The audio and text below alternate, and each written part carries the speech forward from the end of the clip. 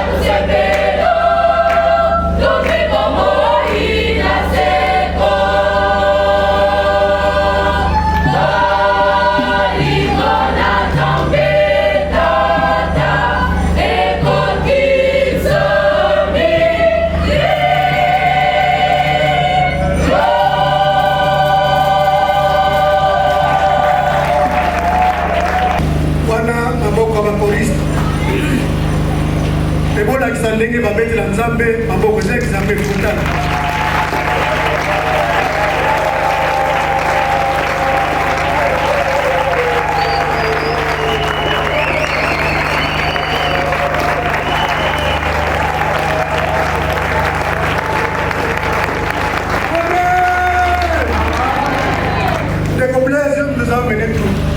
Zamba pamula. Basi ko bete na zamba boko soki machia kocha wa osa wote. Hôtel ma no hôtel so habité. Ade koné to akiba na mike. Oki mokuta uta kikera 80 jours. Koma zoya zoya na Pascal. De comment abingani mokuta bete le maboko te. Ya nini? Ufandi siko na ko bezane. Ani ngana mu. Ufandi mokuta ye boli azako la examen kama ile te tunabino minene la vision à côté na biso de quoi na sauté ti aw ngakuta tika ici alléluia ezaki kokonja mokili oyo amen mais awo to betela mboko za Yesu kwa simo moya pe bandei na betela mokonzi maboko atelema on a siga respect amen to bengi papa Kelor na papa Levi oye na lombangu aye maloyebo na pesa ya moa si makai na lobanga na yo ya kuya makai esika elingia sabe na mokite kotambola mai moko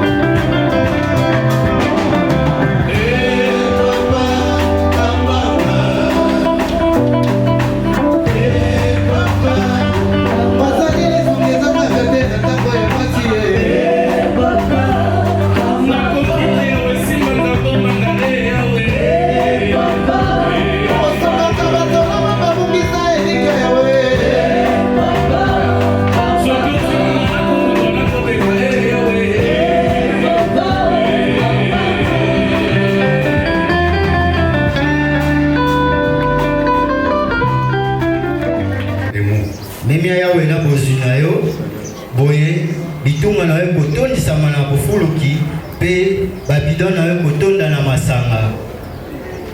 Dans d'autres versions, on dit d'honorer Dieu avec ses richesses. Avec tout ce que l'on possède. Et alors Dieu va remplir vos greniers ou vos réserves de beaucoup d'abondance et il ne vous manquera pas de vin. Pour réjouir votre cœur.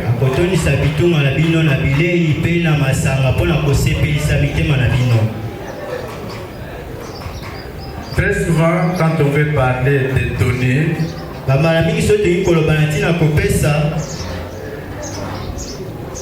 les fidèles ou les membres des chrétiens sont un peu mal à l'aise.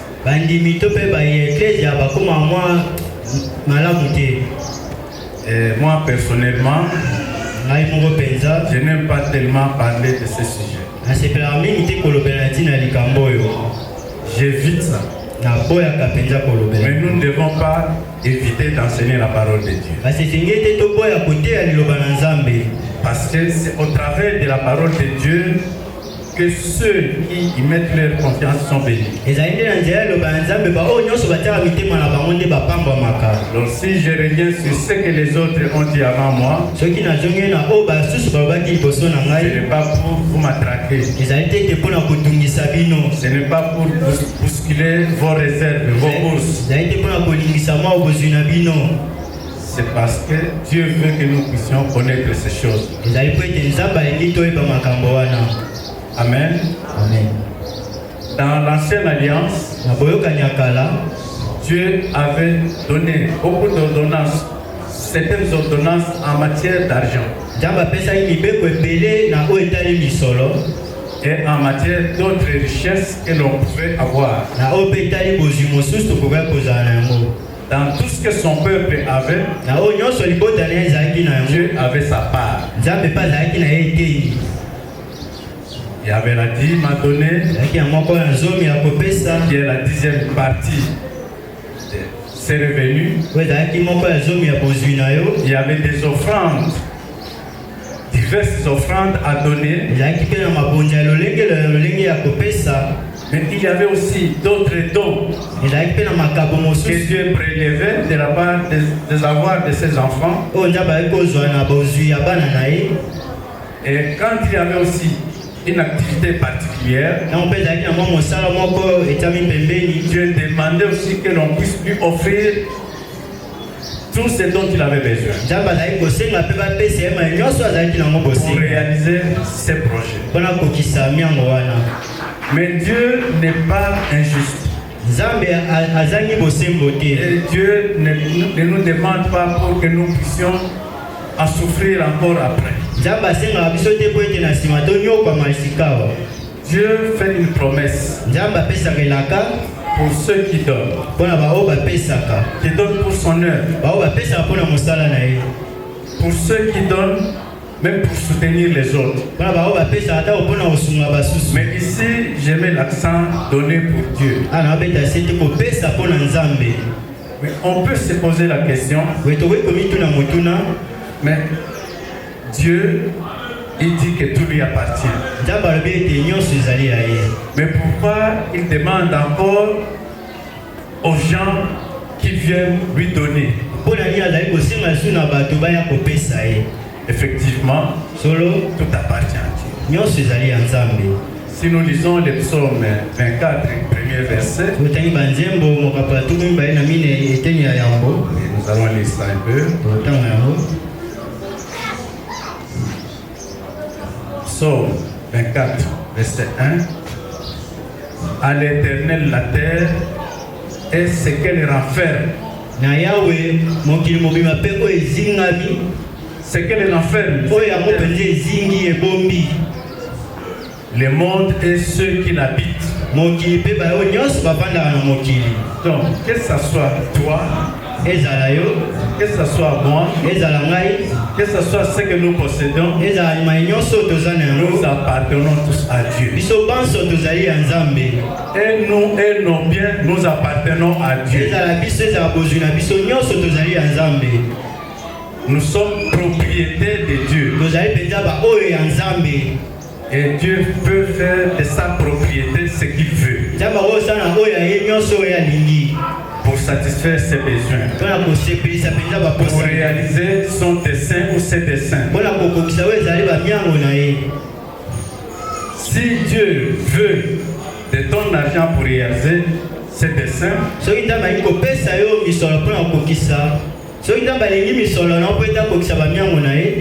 pas seulement l'argent, tes biens, nous n'avons pas à le résister. Parce qu'après tout lui appartient. Après tout nous vient de lui. Et Dieu, il n'est même pas obligé de nous faire des promesses après les donner. Mais il fait des promesses à notre faveur. Et si vous donnez, et particulièrement dans ce que nous venons de lire ici, et si vous donnez, vous aurez ce qu'il vous faudra pour votre bonheur, pour votre joie. Qu'est-ce que l'homme recherche ici sur terre? Qu'est-ce qui fait votre joie? C'est une question que je pose. Qu'est-ce qui fait votre joie ici sur terre?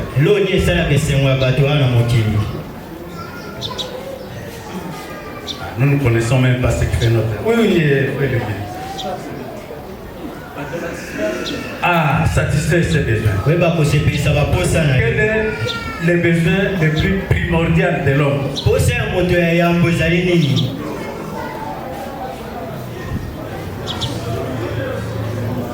Moi, je connais un frère ici, il est là, il m'entend. Il dit, si je suis venu dans ce monde, c'est d'abord pour manger. Alors moi je l'avais corrigé. Je suis venu dans ce monde d'abord pour louer Dieu. Et le manger vient après. Alléluia. Amen. Ce que nous recherchons d'abord ici, c'est bien manger.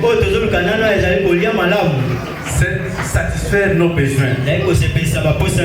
Manger, se vêtir, avoir de la joie dans son cœur, nous épanouir et réaliser nos divers projets. Je pense que tout homme sensé pense à ces choses. Et c'est correct. C'est pour cela que Dieu nous a créés. Mais il veut que nous puissions réussir tout cela avec lui. En nous soumettant à lui. En obéissant à sa parole. Si nous le faisons, il va nous accompagner et il va nous aider à réaliser nos projets. Bien aimé, Dieu peut prendre ce que nous avons pour accomplir ses desseins. Mais Dieu nous accorde cette faveur de travailler ensemble avec lui, de contribuer dans son œuvre, d'être ses partenaires dans ce qu'il veut faire, dans tous ses projets. Il peut accomplir cela tout seul parce que tout lui appartient. Il ne peut pas venir demander notre autorisation pour avoir nos biens. Mais Dieu veut nous traiter avec dignité. Il nous demande, venez contribuer à la réalisation de mes desseins. Mais quand Dieu nous demande de lui donner, parce que ça lui fait honneur, nous devons donner avec un bon cœur. Si nous donnons en murmurant, il n'est pas honoré. Dieu voit le fond du cœur. Comment nous donnons? Parce que nous sommes forcés, parce que nous voulons impressionner les autres. Est-ce que nous donnons parce que nous l'aimons? Et nous voulons que ces projets aussi se réussissent. Avant de donner à Dieu, il faut réaliser qu'est-ce qu'on est devant. Alléluia. Amen. Dieu nous a créés d'abord à sa ressemblance. Il pouvait ne pas nous créer à sa ressemblance. Il pouvait te créer une pierre. Il pouvait te créer un arbre. Mais il t'a créé un être humain.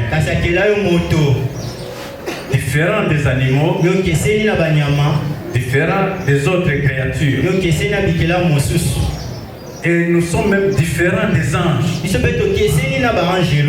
Alléluia. Amen. Dieu a mis en nous son souffle.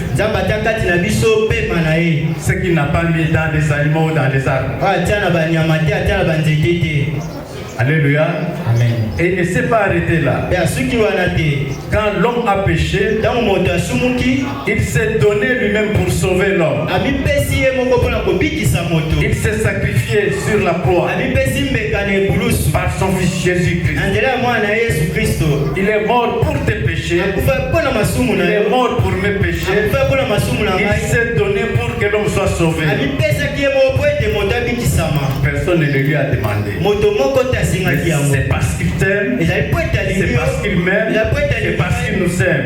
Et il veut nous voir auprès de lui. Il ne veut pas nous perdre.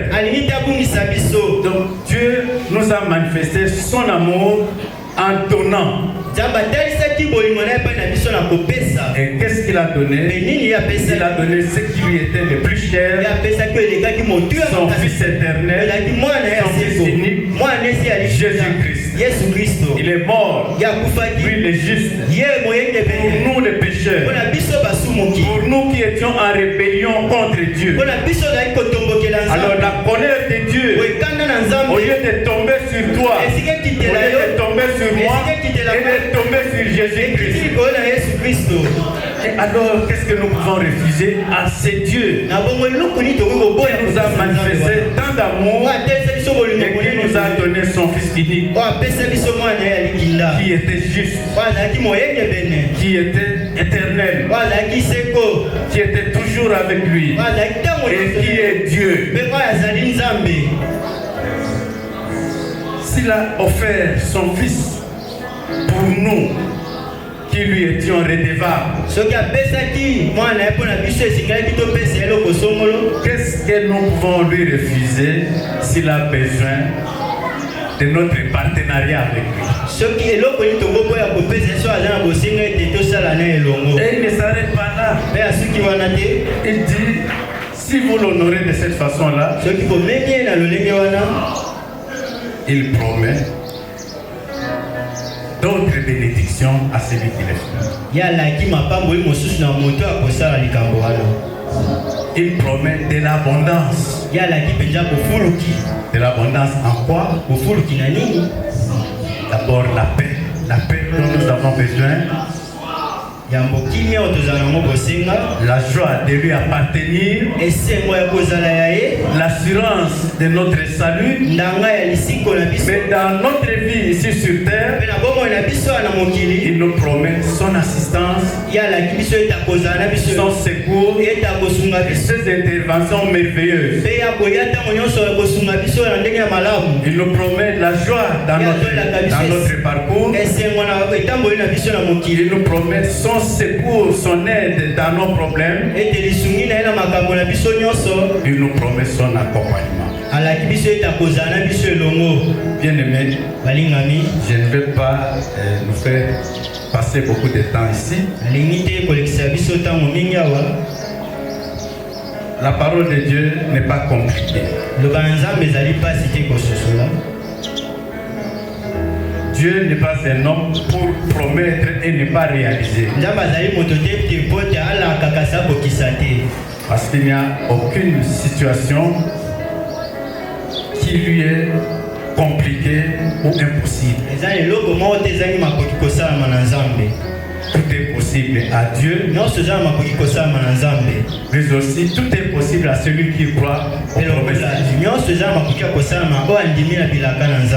Alléluia. Dieu nous demande l'obéissance à sa parole. Si nous obéissons à sa parole, nous verrons aussi son accompagnement dans notre parcours. Il nous dit de l'honorer avec nos biens et il promet de remplir de beaucoup d'abondance nos greniers.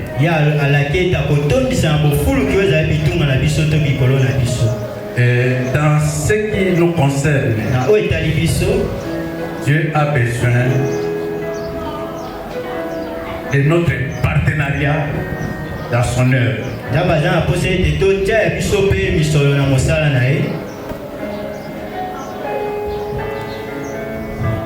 Nous voyons dans quel cadre nous nous trouvons.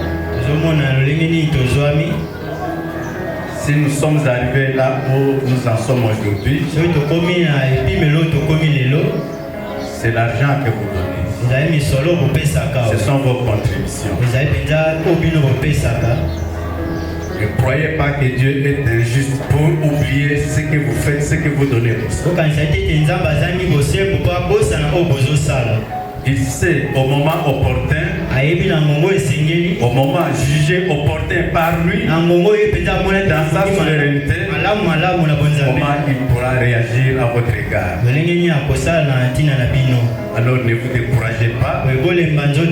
Quand Dieu vous demande de venir avec de l'honorer, avec votre argent ou avec vos biens,